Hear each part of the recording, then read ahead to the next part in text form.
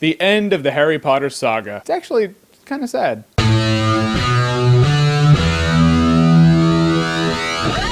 Harry Potter and the Deathly Hallows Part 2. Alright, so in my Deathly Hallows Part 1 review, I said that that movie was the build-up to the climax, and Part 2 was just going to be Armageddon. And I was right. After the first scene before the title of Deathly Hallows Part 2, I was like, dude, I'm digging the tone of this movie. I was in at that point. So Deathly Hallows Part 2 picks up right where Part 1 left off, and still, as Alice Cooper once said, school's out forever. Well, not forever, but they're still out hunting Horcruxes so they can take them out, thus take out Lord Voldemort. And what I liked about Deathly Hallows Part 2 is it puts you right into it. I mean, they have one mission to do, and it's really exciting. And then after that, they head to Hogwarts for the big showdown. And I gotta say, when they go to Hogwarts and they're all setting up for the big finale, and they're casting their spells, and everyone's getting into place for battle, I was like, dude, this is awesome. And from there till the end of the movie, it's Armageddon with magic. I mean, all the characters from Harry Potter and the Sorcerer's Stone, they're all grown up now, and they're all fighting in a war. And yeah, they have their arsenal of spells, and they're all a bunch of little badass kids. Or, you know, adults. Now, I'm a big fan of the Harry Potter books, and I tried to watch this movie and not compare it to the book too much, because I know movies take artistic license. There were a couple things that they left out that I would have liked to have seen in the movie, but you can pass those off as details. But ultimately, when you're reading the book, you hit that point where you're like, dude, it's like 4 a.m., I gotta go to bed.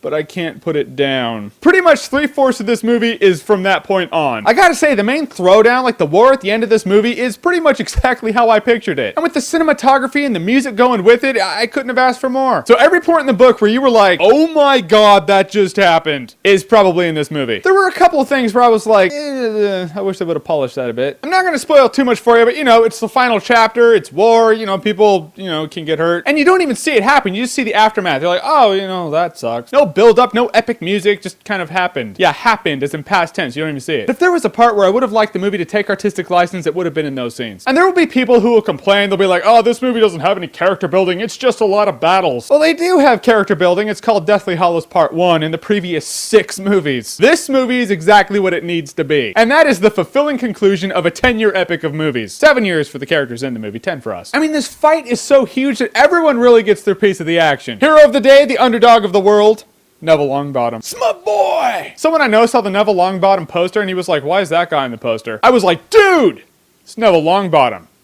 Show some respect. So I would really suggest watching Deathly Hallows Part 1 right before you watch Deathly Hallows Part 2, because like I said, this movie starts right where the last one left off, and you see a couple characters, you're like, why are they there again? Oh yeah, that's right, it's okay. Basically, 95% of what I wanted to see in Deathly Hallows Part 2 was in Deathly Hallows Part 2. It was fun, it was exciting, it was emotional, it was actually sad. It hits most every emotion you can think of or want in a movie, especially the movie's rating, which is Awesometacular.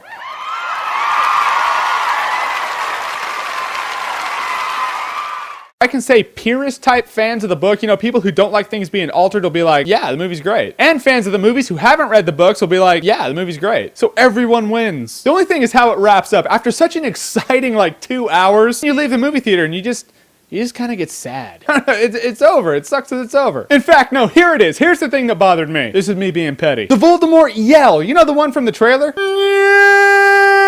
He didn't do it in the movie, like, at all. He might have done, like, a half of one once. Other than that, no. There it is. That disappointed me. False advertising and trailers. So what's your favorite Harry Potter movie or favorite Harry Potter book or book versus movie? Comment below. Let me know. And if you like what you've seen here and you want to see more, click right here to see more. Expelliarmus!